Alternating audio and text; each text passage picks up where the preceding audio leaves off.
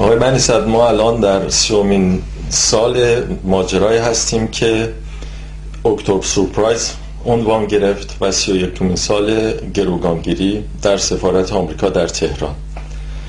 لطف کنید نتایج سیاسی داخل کشور و در خارج کشور رو بگید که چه بوده و چه نتایجی داشته.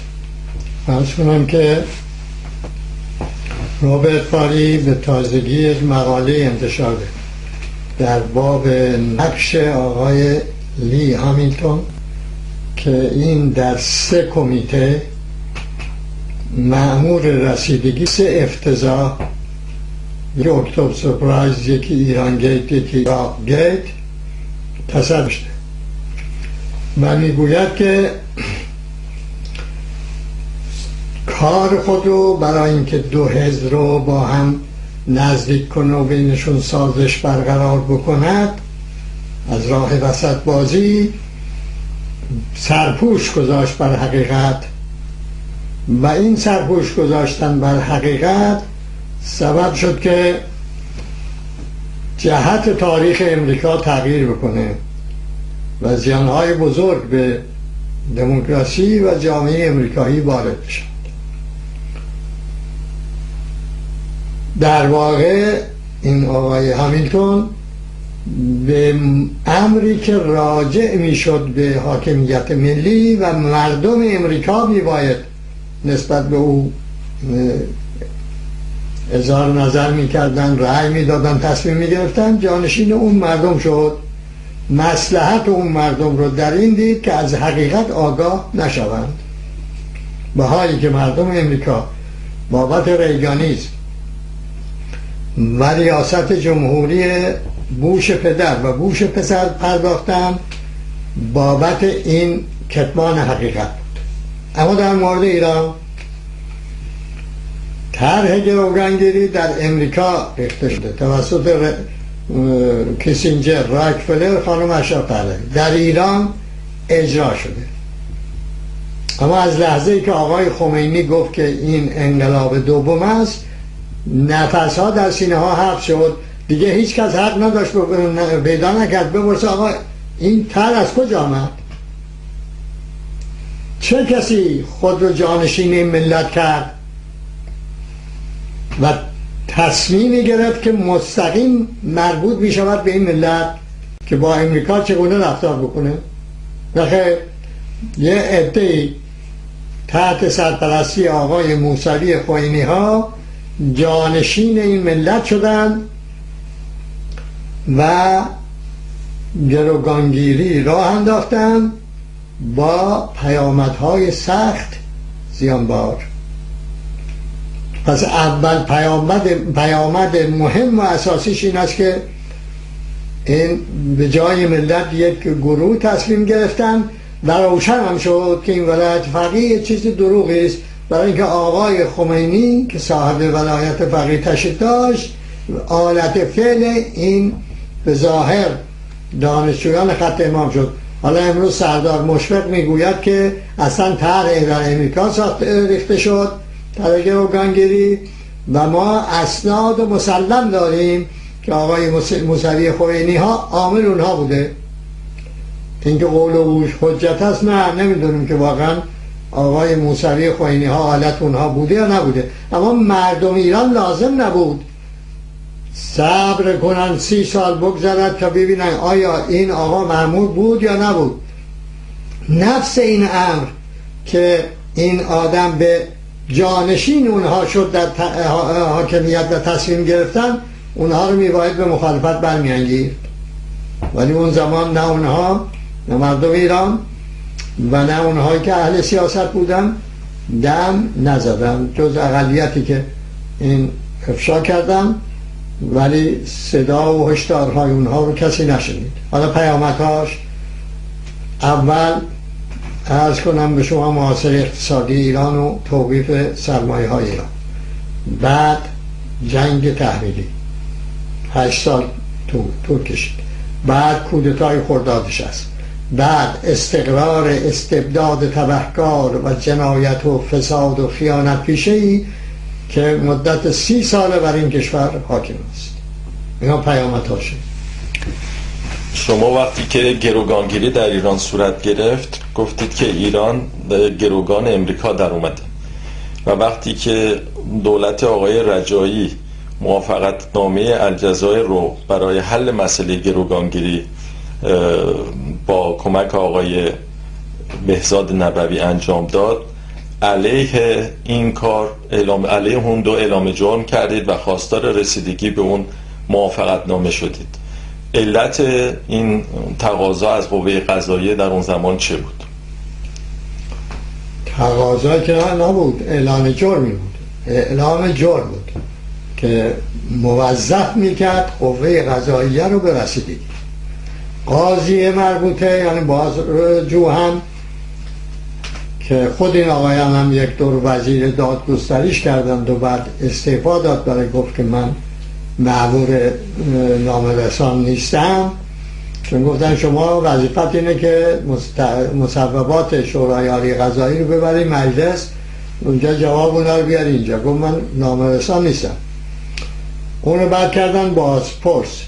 اون بازپرس مأمور رسیدگی به این اعلان جرم شد و به این نتیجه رسید که جرم واقع شده و رفت روی خط این که دستور توقیف آقای رجایی و آقای بهزاد نبوی رو صادر کنه.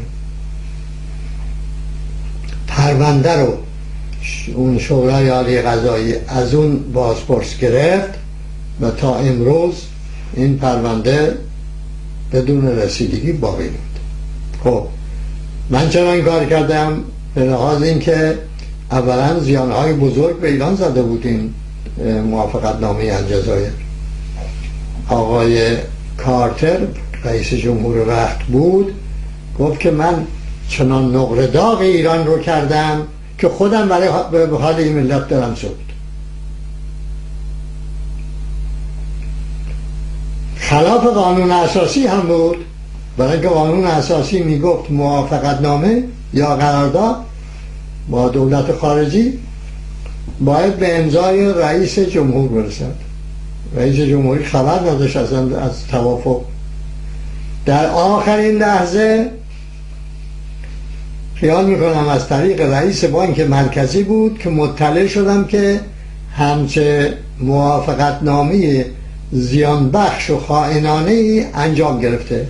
پس یک نامه با آقای خمینی نوشتم که اینها میگویند شما دستور دادید یا موافقت کردید که اینها این قرارداد خائنانه رو امضا کنند و این رو متوقف کنید، این در تاریخ به نام شما میماند.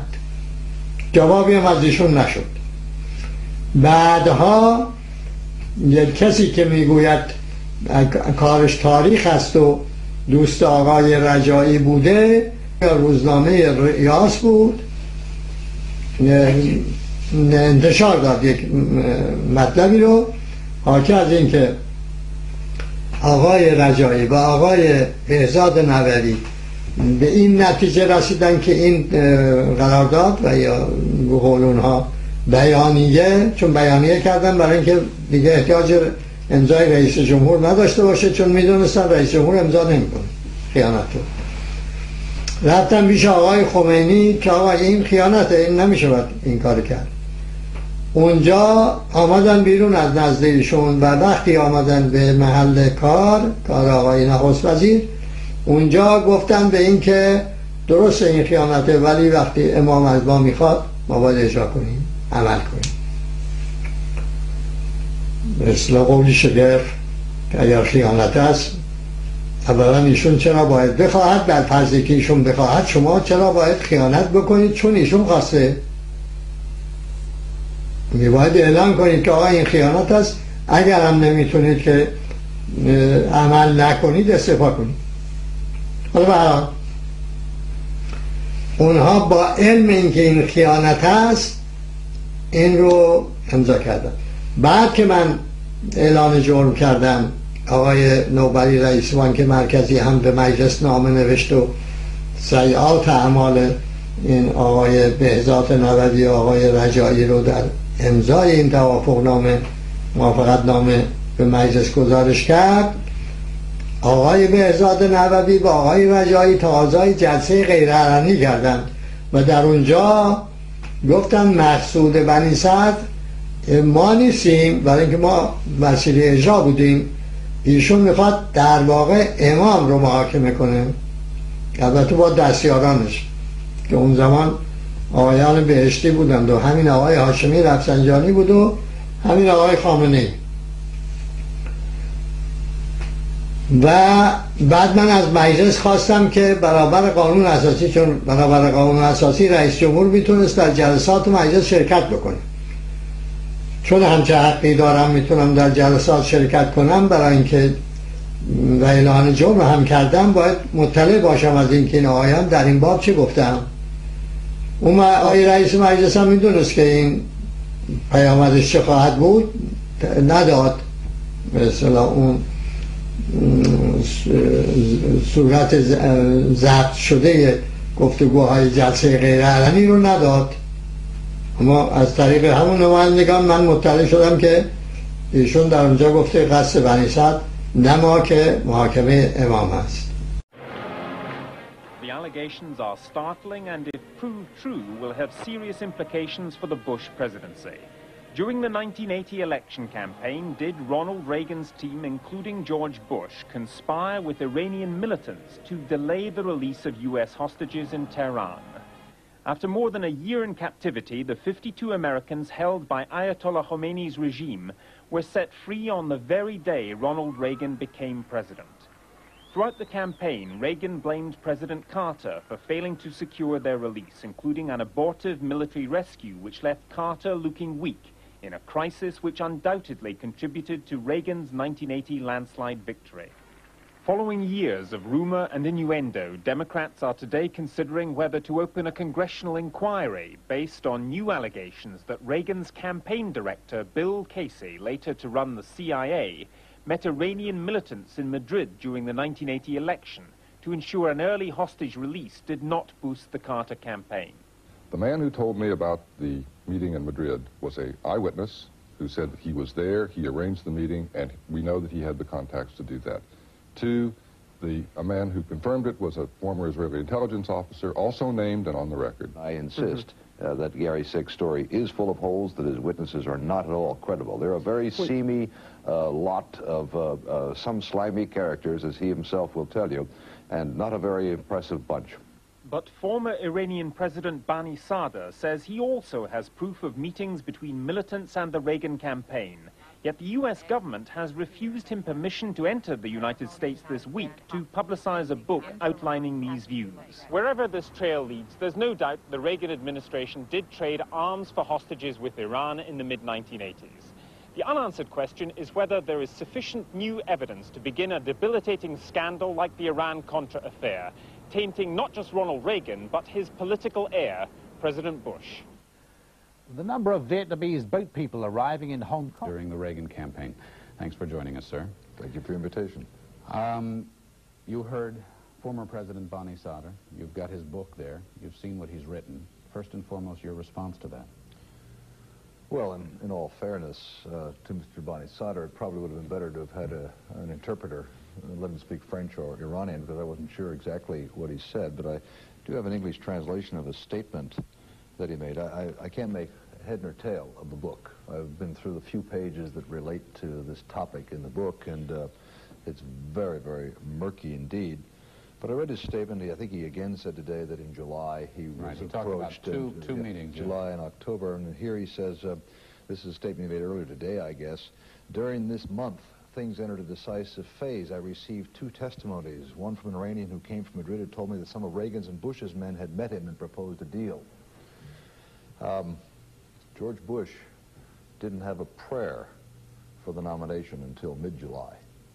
There wasn't a chance that he was going to be vice president. If you recall, it was very nearly a Reagan-Ford ticket, and only a last-minute turn and twist in Detroit made George Bush the vice presidential nominee. Now, and of course, just well, you want to let me finish my point? I'll let you finish your point, fine. But then we're going to have the discussion here. Go ahead.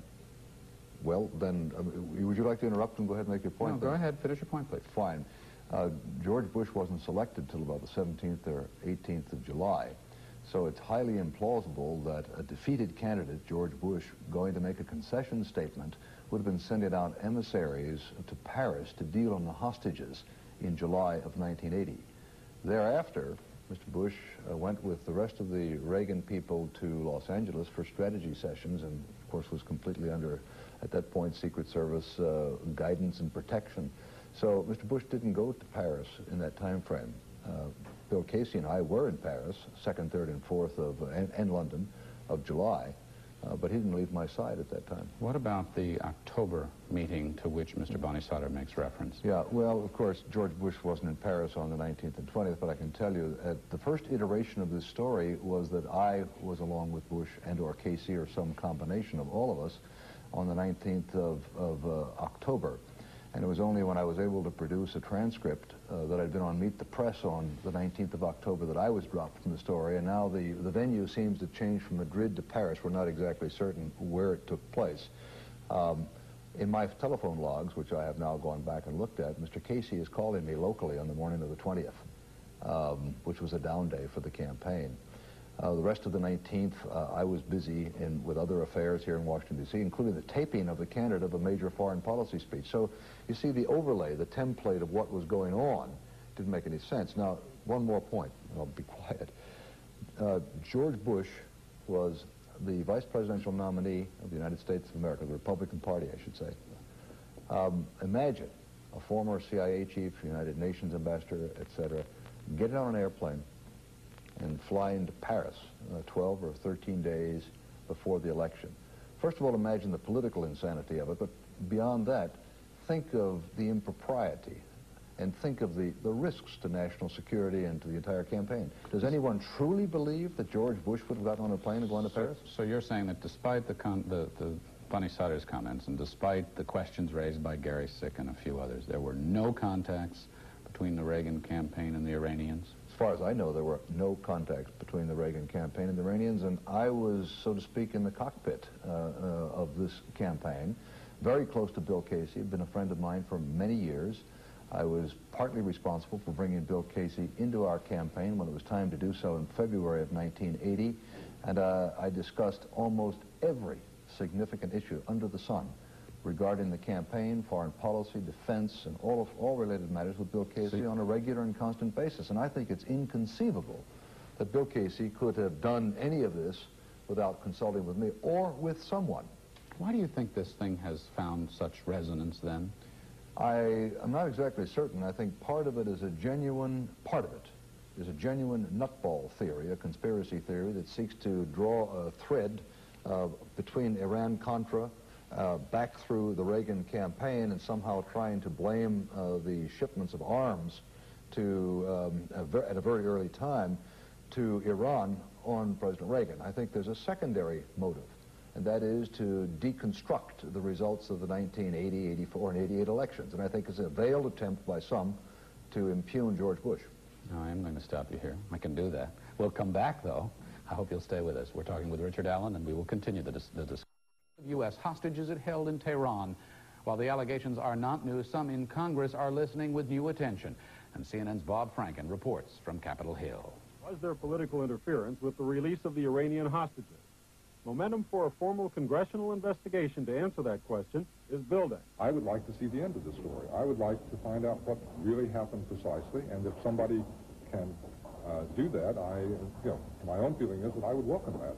Former Carter administration official Gary Sick met with key Democratic House members who are trying to decide whether to investigate.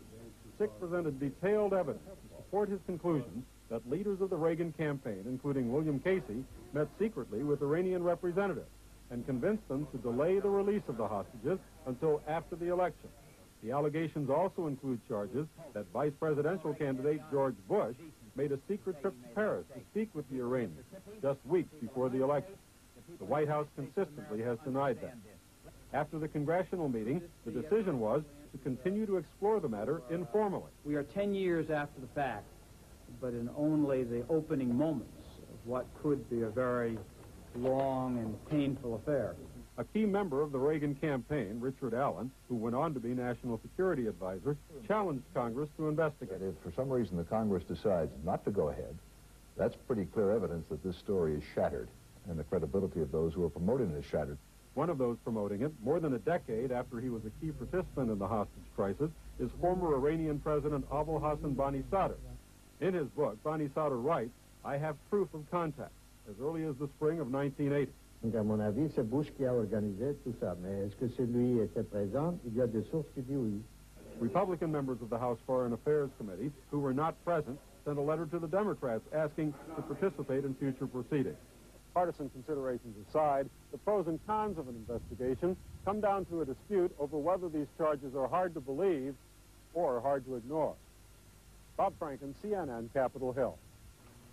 And this note, CNN World Affairs correspondent Ralph Begleiter has learned that the State Department has just granted a waiver to U.S. immigration laws to allow former Iranian President Bani Sadr to travel to the United States to promote his book. That decision came just a short time after a State Department spokeswoman said the administration would have to take into consideration the fact that Bani Sadr was president when U.S. hostages were taken prisoner in Tehran. Firestorm has been ignited on Capitol Hill over allegations that the 1980 Reagan-Bush presidential campaign delayed the release of American hostages in Iran and did it for purely political gain. In a meeting with House Democrats, a former Carter administration official called for a formal investigation. CNN's Bob Franken reports. Was there political interference with the release of the Iranian hostages? Momentum for a formal congressional investigation to answer that question is building. I would like to see the end of the story. I would like to find out what really happened precisely, and if somebody can do that, my own feeling is that I would welcome that. Former Carter administration official Gary met with key Democratic House members who are trying to decide whether to investigate. Sick presented detailed evidence to support his conclusion that leaders of the Reagan campaign, including William Casey, met secretly with Iranian representatives and convinced them to delay the release of the hostages until after the election. The allegations also include charges that vice presidential candidate George Bush made a secret trip to Paris to speak with the Iranians just weeks before the election. The White House consistently has denied that. After the congressional meeting, the decision was to continue to explore the matter informally. We are 10 years after the fact, but in only the opening moments of what could be a very long and painful affair. A key member of the Reagan campaign, Richard Allen, who went on to be National Security Advisor, challenged Congress to investigate. If for some reason the Congress decides not to go ahead, that's pretty clear evidence that this story is shattered, and the credibility of those who are promoting it is shattered. One of those promoting it more than a decade after he was a key participant in the hostage crisis is former Iranian President Abu Hassan Bani Sadr. The State Department has now granted him permission to travel to the U.S. to conduct a book tour. In his book, Bani Sadr writes, "I have proof of contacts," as early as the spring of 1980. À mon avis, il faut une tête de CIA pour organiser ce dealing secret. Et cette tête n'était pas Reagan, c'était Bush. Donc, à mon avis, c'est Bush qui a organisé tout ça. Mais est-ce que celui était présent? Il y a des sources qui disent oui. Republican members of the House Foreign Affairs Committee, who were not present, sent a letter to the Democrats asking to participate in future proceedings. Partisan considerations aside, the pros and cons of an investigation come down to a dispute over whether these charges are hard to believe or hard to ignore. Bob Franken, CNN, Capitol Hill. A lot of it's what an inquiry is all about. If it becomes partisan, they have to recognize that those who want to make partisan charges out of it are at some risk. Former President Jimmy Carter has already called for a formal investigation. And former Iranian President Abu Hassan Bani Sadr is promoting a new book he's written, which alleges members of the Reagan campaign manipulated the timing of the Iranian hostage release. CNN has learned that the Bush administration will allow Bani Sadr to visit the United States. Yesterday, the administration decided to grant him a special waiver visa. He cannot get a standard visitor's visa because of his association with Iran's government during the hostage crisis. To thwart then-President Carter's re-election bid. More from Bob Franken. I, Ronald Reagan, do solemnly swear that It was just moments after Ronald Reagan was sworn in as president that the Iranian hostages were released, even though it was Jimmy Carter who worked for their freedom till the very last instant of his presidency. The hostage crisis had undermined Carter's re-election bid, and ever since then, there have been rumors that that was no accident. Now Congress is thinking about a full-fledged investigation into the charges that members of the Reagan presidential campaign, coordinated perhaps by the late William Casey, met with Iranian officials in secret and got them to delay release of their U.S. hostages until after the election. Keysi became the Reagan administration's CIA director. What makes the stakes particularly enormous is the persistent allegation that then vice presidential candidate George Bush may have gone to Paris to personally meet with the Iranians. The White House has always vigorously denied that. Gary Sick, who was a member of the Carter National Security Council, has been investigating for years and has rekindled the controversy with a recent New York Times op-ed article in which he admitted there is no smoking gun. There are some points that clearly still are unanswered, and in many cases can only be answered by a formal inquiry of some sort where you can actually subpoena evidence.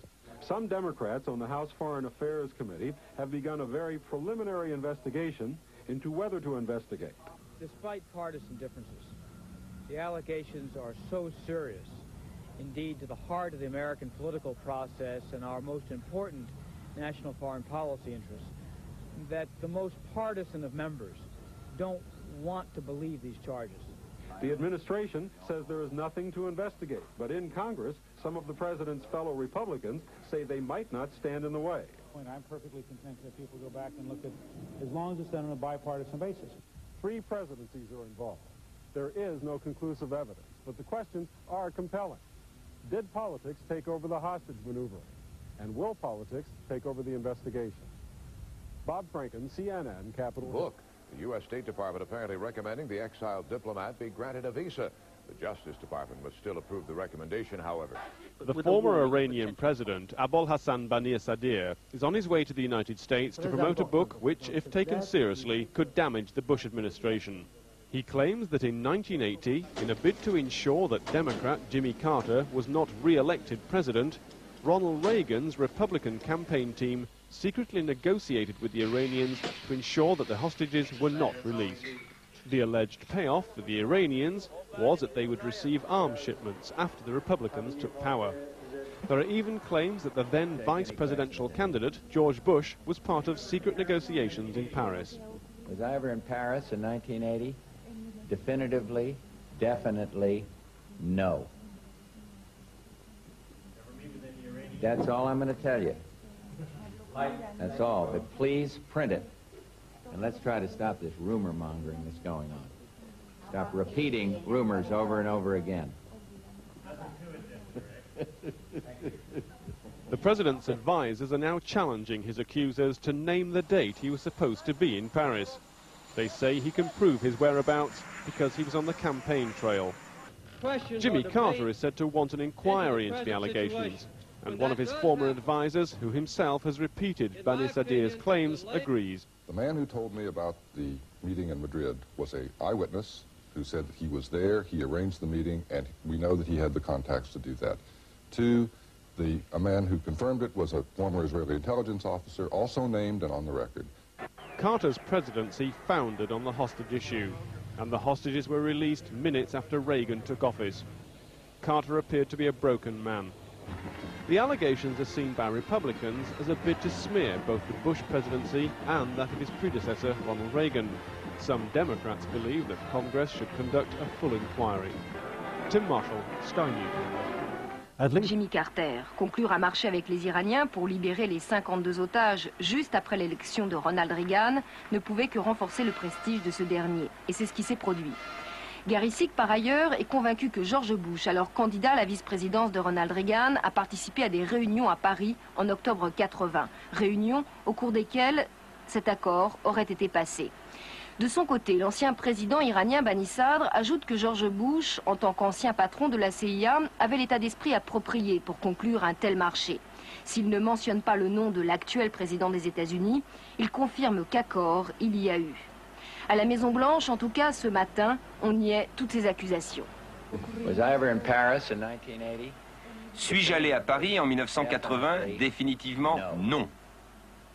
C'est tout ce que je vous dirai. S'il vous plaît, imprimez-le et cessons un peu ces colportages de rumeurs. Si un accord avait été passé au cours de la campagne présidentielle de Ronald Reagan, il paraît peu probable que George Bush, alors candidat à la vice-présidence, ait pu s'absenter pour se rendre à Paris sans que personne ne le remarque. Gary Sick a néanmoins demandé l'ouverture d'une commission d'enquête officielle. Il a été entendu hier à huis clos par une dizaine de députés démocrates. Mais rumors have long circulated that Republicans tried to delay their release until it could no longer help President Jimmy Carter's attempt to win re-election.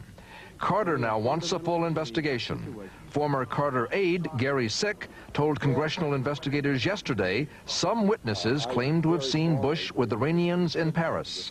Today, White House spokesman Marlin Fitzwater called Sick the Kitty Kelly of foreign policy. Sick, who is writing a book, offered no apologies. I did have to say what my sources told me, and that is that several of them insist that, in fact, George Bush was in Paris. The evidence is simply unclear. Former Iranian President Bani Sadr, who is coming to the U.S. next week to push his own book, says Reagan supporters were in contact with Iran's leader Ayatollah Khomeini. Two former hostages said they want President Bush to supply more information. He denied that he was in Paris. He didn't deny that there were meetings between high-level Republicans and Iranians. I'd like to see a full investigation in order to get out all the facts. Because the hostage issue is so explosive, Democrats are not sure how zestfully they should hunt for a smoking gun that may not exist. With advisors, doing paperwork, and talking to reporters from his hospital window.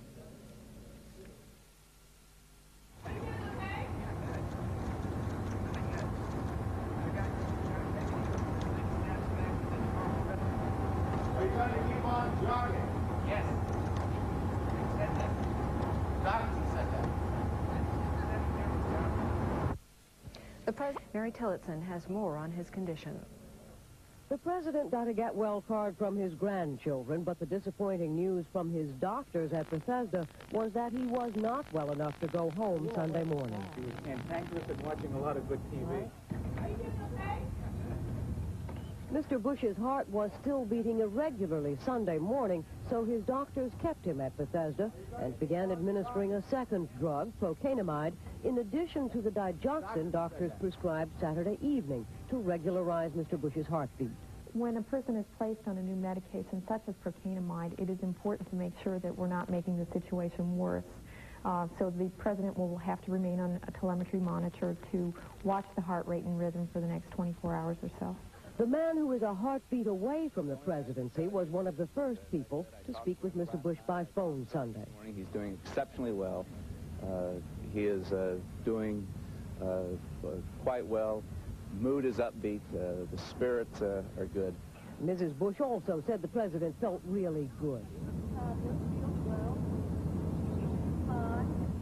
White House spokesman Marlin Fitzwater issued a statement that despite Mr. Bush's continued irregular heartbeat, there are no signs of heart damage and no evidence of a heart attack. The president has no other symptoms, said Fitzwater, and feels completely normal. This is corroborated by the blood and X-ray tests which were examined this morning. Since the president could not go to the White House came to him. Chief of Staff John Sununu, National Security Advisor Brent Scowcroft, the First Lady, First Daughter Dorothy LeBlanc, even one of the first dogs came to Bethesda. And they weren't all. A convoy of ambulances from the local rescue squad cruised through the hospital grounds to wish Mr. Bush well. President Bush had hoped to be able to check out of the hospital by early Sunday. Now it looks as if it may be Monday at the earliest before he's able to head home. Mary Tillotson, CNN, with the president at Bethesda Naval Hospital. Arms dealers, pilots who did or did not fly for the CIA or said they did, and has stacked up his 15, 20, or 25 people who saw Bush in Paris or Keysi in Paris. At one time, the conspiracy theory that he represents now, to which he's gone over completely, had me in Paris until I was able to prove that on the 19th of October I was on Meet the Press and was in these very studios that afternoon. So this group of people lacks total credibility. And what Gary and the conspiracy theorists are simply saying is that George Bush and Richard Allen and others associated with this campaign are either lying or that their opinion has no weight when stacked up against this seamy underworld group that he has dredged up. It's on the shoulders of Gary Sick and on the shoulders of others who share this conspiracy theory to prove that George Bush was in Paris when they said he was, 19 or 20 October, that Bill Casey was in Madrid when they say he was, either in July or in October.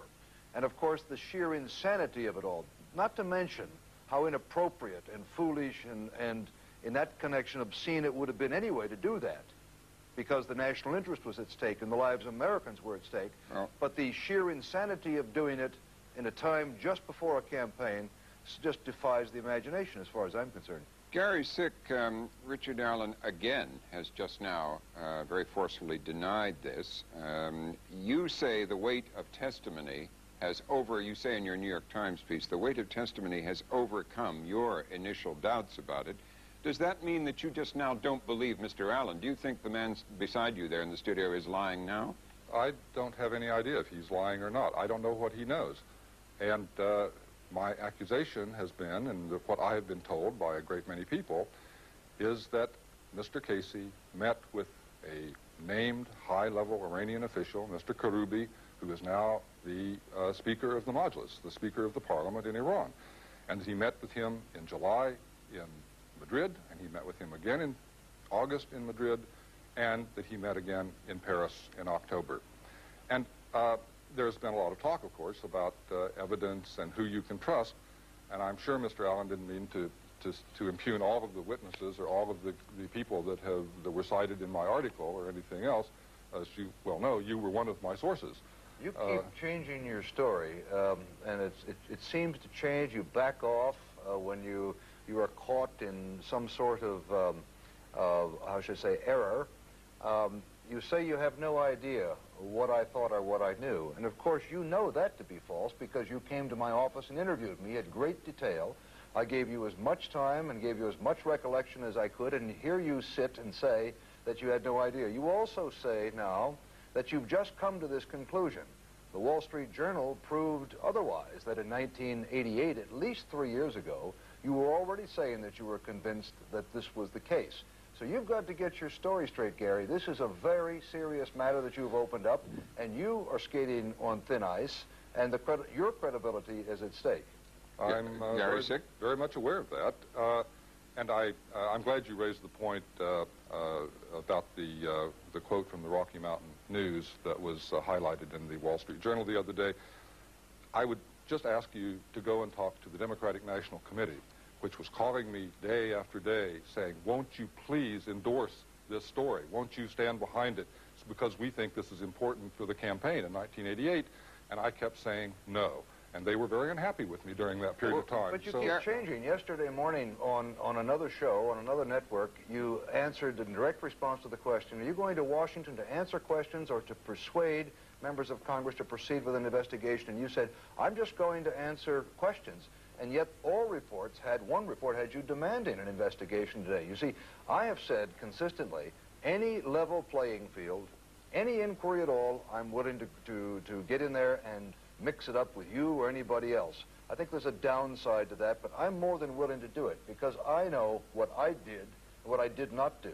I know where I was, and I know precisely, within reason, where Mr. Casey was all the time, and I think it can be clearly established that Mr. Bush was not out of the country at all during 1980, I believe, except one trip to China, which we took together. So the burden of proof is clearly upon you. Now bring forth your witnesses now and put them in some forum. Let me ask... If you can't have a congressional forum, create your own. I'll even participate in it. Richard Allen, let me ask Gary Sick. You say there is no smoking gun yet, you say in your article. What is the most convincing evidence you have that there was such a deal over the hostages for arms? The most convincing evidence that I have is a man who says that he was a participant in the meeting in Madrid, that he personally met Korobi at the airport and brought him to the meeting, that he sat in on the meeting. He described to me what was said in the meeting. Subsequently, I was able to find 3 other sources who corroborated that. One is a former Israeli intelligence officer. Another is a Pakistani arms dealer who was working with the Iranians at that time.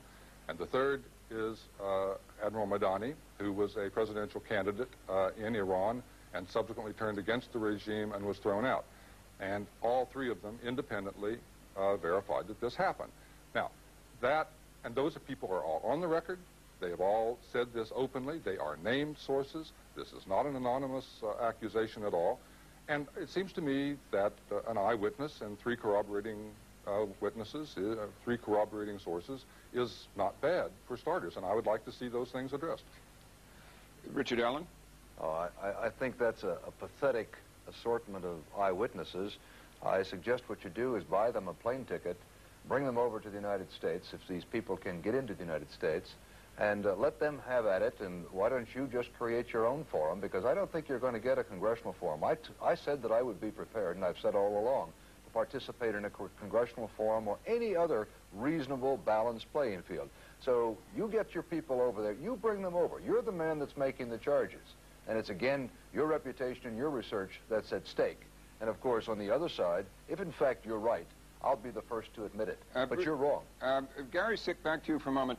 You say you hadn't made up your mind in '88. What pushed you over the edge now? I mean, you have stuck your neck out very far on this, and you have an academic and other reputation to maintain.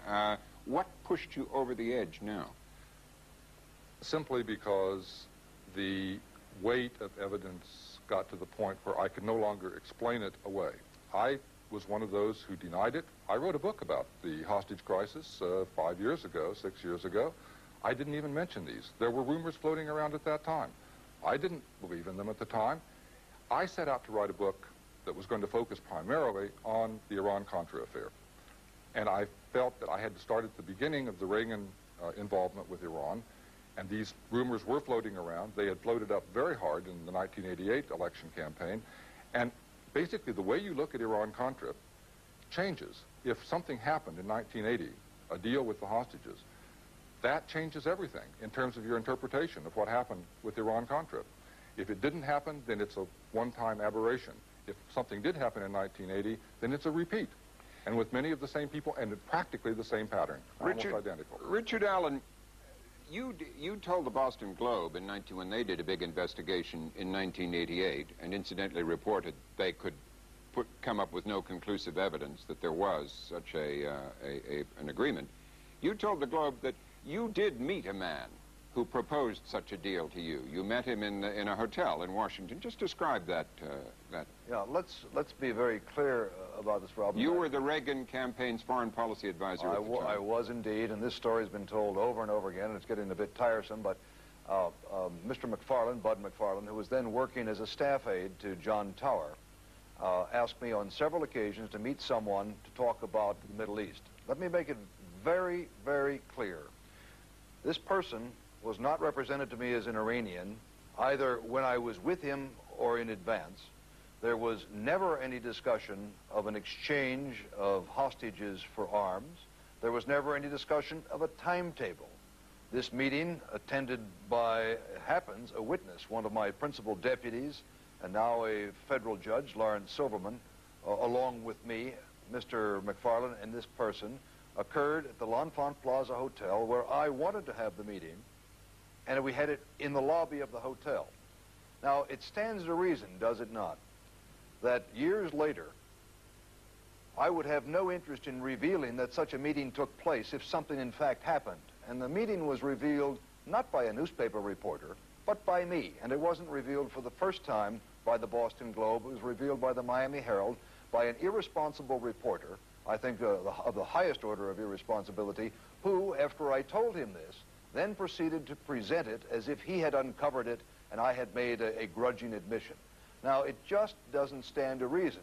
If there were a smoking gun, if there was such a meeting, and incidentally, Judge Silverman and I terminated that meeting upon hearing any mention of the hostages and their potential release to what he called the Reagan forces.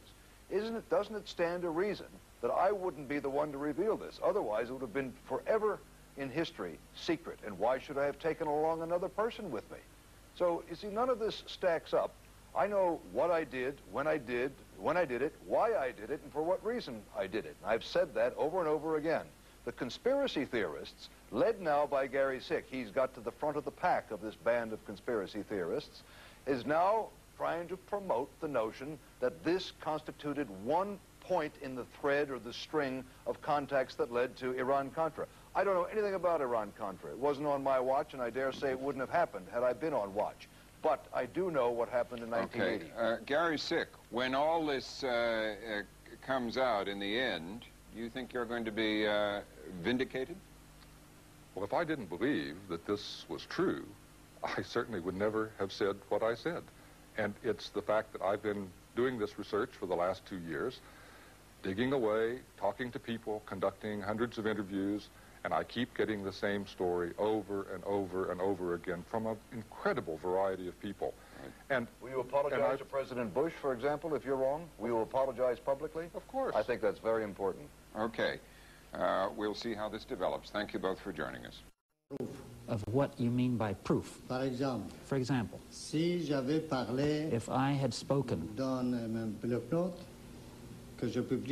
I had spoken in the article which I published daily in the newspapers prior to the 1980 elections, that this hostage affair could have been taken care of in such a way to be beneficial to Reagan, to the detriment of Carter. Would that be proof? Not by itself. Pas en soi. Alors, si cela s'est suivi par le fait, now, if this were to be followed by the facts, Reagan est élu, Reagan was elected, les otages n'ont été libérés que le the moment de hostages son were investiture. only freed at the inauguration time. Alors, c'est un proof? Would that be proof? Well, that might be what we might... Moi, je n'ai pas parlé de cela dans ce livre. I did not speak of that in the book. Mais je le dis à 4 novembre. But I have said it that on the 4th of November, J'ai rapporté au peuple iranien I made a report to the Iranian people quelques jours avant de cela, that a few days prior, je me suis réuni avec mes amis I got together with my friends et j'ai parlé de l'affaire des otages. and I spoke of the hostage affair. Et j'ai dit que voilà, And I said, c'est fait de manière this has been done in such a way que va aider M. Reagan de devenir that président. this will assist Mr. Reagan in his election to the presidency. You ask if this might be considered proof, some of these examples that you just cited. Some might call it circumstantial evidence, but coming from a former president of Iran, dealing with a charge as serious as this, many in this country say, you need more than circumstantial evidence. Non, c'est pas circonstanciel parce It's not circumstantial. En face de ce président, il y avait Because Khomeini, with this president, sitting across from me was et il y Khomeini, avait tous ceux qui avaient participé à ce deal. along with all those who Secret, participated in these secret dealings, Rafsanjani, Beheshti, etc. Rafsanjani, Beheshti, etc. Si c'était pas vrai, If this were not true, il attendait pas que je puisse sortir de l'Iran, mais you didn't expect me to leave le même Iran. jour, il demanderait de la justice. On the same day, he would have demanded justice. He would have requested, how dare he make these statements? Where is the proof? How could he accuse us all of all this? Jamais n'est arrivé. Personne n'a pas demandé. Nothing ever happened in this sense. Nobody ever asked this question because everybody knew that I was telling the truth. Let me ask you some simple questions. Did you ever meet with any American officials or representatives of the Reagan campaign? Personnellement, moi non. Not Mais I. ils ont contacté à But they Madrid did make contact in un de Madrid mes amis et en Allemagne. with one of my friends and in Germany also. And you spoke with these individuals who reported to you of their meetings with Reagan campaign officials. Oui, ils ont dit tous les deux que Yes, they both said ils nous proposent un dealing. that they were Et ils proposing a deal. ont- Même il y avait une menace. There was a threat. Si vous accordez pas, If you possibly don't remember, ils feront avec les autres. they might, or if you don't agree, they might make the deal with somebody else. And what was that deal that was being proposed? C'était de faire retarder la libération des otages. The deal was to retard the freeing of the Et comme hostages. contrepartie, ils And nous in exchange, assuraient they que nous assured us recevrons assez d'armes pour that we would receive finir sufficient avec la weapons guerre shipments to Iran-Irak. end the Iran-Iraq war. Let me read again from your book, if I may. This is from the foreword. It is written by Bruce Langan, who was himself held hostage and was the ranking diplomat in the U.S. Embassy in Tehran. And he writes that this is not to suggest that, and I quote now, that the U.S. publisher or I draw the same conclusions that Bani Sadr does, nor do we feel that his evidence is always convincing. That's in the foreword of your book.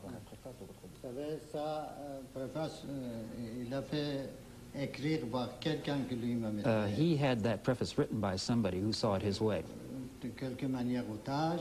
who might have also been a hostage. And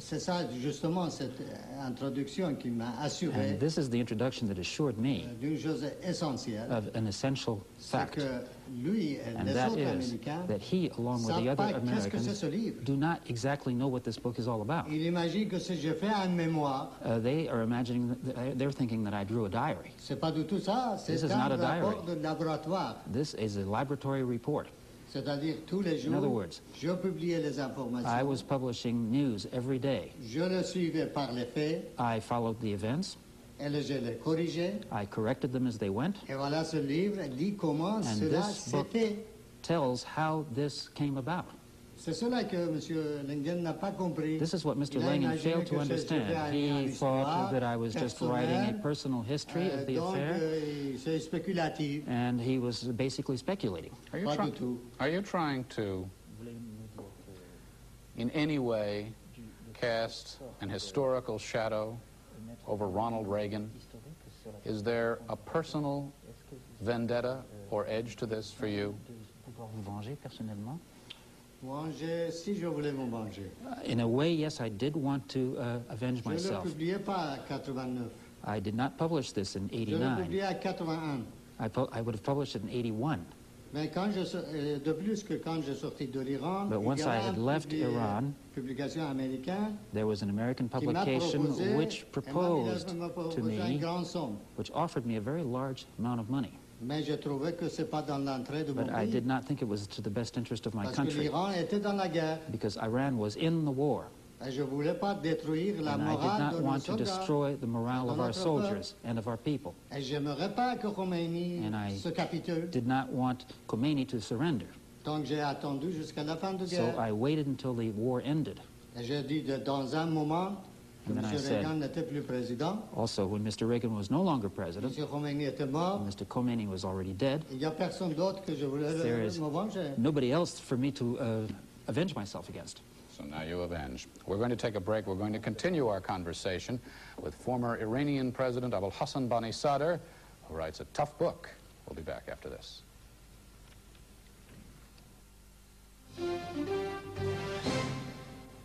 Your documents reveal. They reveal the contracts, they reveal the weapons lists, as well as the amounts, the money amounts of the accords that were signed. And when are those documents dated? 9 March 1981. And why have those documents not surfaced before this time?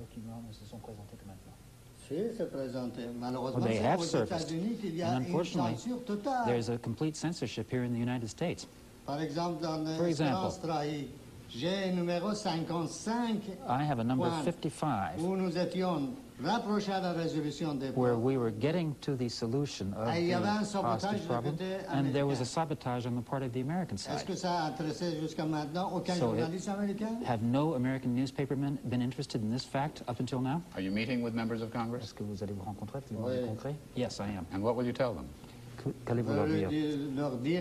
I will tell them that if the political basis is not moral, then this could be the result. Look at the results of a secret deal. You have a dictatorial regime in Iran, which carried out an 8-year destructive war, which destroyed a whole generation. An economic situation which is totally disastrous. You want the Congress to investigate this whole thing? Is that your choice? I think I have the right to follow this up because I was elected by my people. Every elected president has the same responsibility. Well, you're not elected anymore, but we'll push on to something else. Let me ask you one of the very serious charges that surfaces in and around this book and other contentions that George Bush, the President of the United States, attended one of these meetings in October of 1980. He absolutely and vehemently denies that. Are you suggesting that this meeting happened and that George Bush is lying to the world? Monsieur Bush n'a pas dénié désavoué qu'il y avait. He has not denied it. He's never denied that there was such a meeting. Il dit que lui, il n'était pas présent. He has just denied being there. J'ai jamais dit que sûrement il était And là. in fact, I have never said that for sure that he was there. Il y a deux hypothèses. There are two hypotheses. Une hypothèse qui dit que c'est One hypothesis which states that it was Bush's friends who built this thesis. And then they denied it all and said that nothing happened. There is another theory which says, no, he was there in person. Some sources say, yes, he was there. I would say that I am not sure. In my book, I say that, as I've always stated. Well, Abul Hassan Bani Sadr, your book is entitled My Turn to Speak. You are certainly having that opportunity. Here, the presidential heartbeat was still center stage. And thank you from the bottom of my former fibrillating heart. The president's doctors reported no return of the atrial fibrillation that sent him to Bethesda Naval Hospital over the weekend. The president has not cut back on his official duties. I was just worried they wouldn't let me out in time to see you, but I got out yesterday morning and had a good night's sleep. He has temporarily curbed his athletic activity, and at First Lady Barbara Bush's suggestion has cut back on his coffee consumption. Not altogether, I don't think. I'm on thank in the decaf now. Bush's doctors have also changed the way his heart is monitored. He is now wired to a small transmitter that he wears. The heartbeat can be monitored constantly this way rather than intermittently, but transmitters worry White House security. Spokesman Marlon Fitzwater says Bush can turn it off when he has a secret briefing. Bush feels he may have no secrets. It's a little unsettling to turn on the news and see Peter Jennings pointing to a diagram of a heart with your name on it. White House reporters thought they'd diagnosed another malady. President, you sounded a little hoarse. Are you all right? Yeah, I'm fine. Talking too much. The president also tried self-diagnosis. You know whether it's pollen or whether I got a cold. And he came to this conclusion. Back to normal, and I'm feeling great, and this is a photo op at which I do not take questions. Same old me.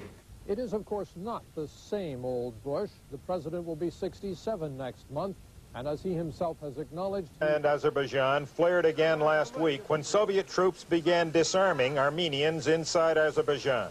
Many weapons were confiscated. Mikhail Gorbachev says the situation is getting worse. The stumbling block is that bandits on both sides are terrorizing the people. The bad news from Armenia follows the Union. Significantly, Boris Yeltsin, leader of the Russian Republic and Gorbachev's chief rival, was one of the signers. Armed with the new agreement, Yeltsin promptly told striking coal miners Russia would take control of the mines from the central government, and yesterday the Kremlin agreed. The central government also agreed to let Russia have its own security police, its own KGB. Under new management, some Russian coal miners are going back to work. Violence continues in Azerbaijan and Armenia, but for most of the Union, there's new hope for order and reform. Bob Abernethy, NBC News, Moscow. To delay release of the hostages until after the 1980 election. Iran released them the day Reagan was inaugurated. Asked repeatedly for proof, Bani Sadr cited old newspaper columns written by himself. Bani Sadr was asked by CNN whether he wants to cast a shadow on Ronald Reagan in a personal vendetta. In a way, yes, I did want to avenge myself. He also admits he wants to make money, and so he's on the book promotion circuit. While publicity may have helped book sales, the lack of evidence for his allegations has raised questions of his credibility. He looked upon as such a shady character that, if anything, the more appearances he makes without producing any evidence, the stronger it makes the case of Richard Allen and the people in the Reagan administration who are saying that this story simply has no basis for foundation. Despite such doubts, Bani Sadr has repeated his charges, including a claim of illegal arms transfers by the Reagan administration to Iran before the Iran-Contra affair. He says he has documents that reveal contracts, weapons lists, and prices. On Wednesday, Bani Sadr is scheduled to appear at a closed-door meeting of the House Foreign Affairs Committee. The House Democratic leadership has not yet decided whether to formally investigate the charges. Anthony Collins, CNN, Washington. And precepts of diplomacy. After you were taken hostage, I went to the embassy and told the students that I'm against taking these people as hostage because, in fact, you have made Iran a hostage of the United States. I would like to take the opportunity to present to the President copies of some letters, some appeals that I wrote as a hostage within the Foreign Ministry to him. I suspect they never reached him. But it would be interesting to know that I wrote many such appeals to everyone in that regime, taking the opportunity I had within the Foreign Ministry, somewhat freer than others. And I want to give you these as an indication of how I felt then and still feel, despite what you have said, sir, that you bear heavy responsibility for what happened. Langan has written something else, which is... He held American diplomats hostage in Tehran. In Washington, to promote a book he wrote, Bani Sadr was confronted by a former hostage who said Bani Sadr should have done more to help those held captive. He also bears responsibility as president during that time for what I regard as an egregious violation of all human rights and precepts of diplomacy. Bani Sadr said he never received any letters that Langan wrote urging the hostages be released. At the party, Langan handed him copies of the letters. Earlier, Bani Sadr appeared before the news media, repeating allegations in his book of a secret hostages deal. He offered no proof that the Reagan presidential campaign had a secret deal with clerics in the Iranian government to delay release of the hostages until after the 1980 election. Iran released them the day Reagan was inaugurated. Asked repeatedly for proof, Bani Sadr cited old newspaper columns written by himself. Bani Sadr was asked by CNN whether he wants to cast a shadow on Ronald Reagan in a personal vendetta. In a way, yes, I did want to avenge myself. He also admits he wants to make money, and so he's on the book promotion circuit. While publicity may have helped book sales, the lack of evidence for his allegations has raised questions of his credibility. It had been just 1 hour since doctors had finally decided against electric shock treatment to correct his abnormal heartbeat, despite earlier attempts to reassure the public with... Talk to my doctor, will you? I'm just glad to be here. This is the first shot they've had at me. Первый раз.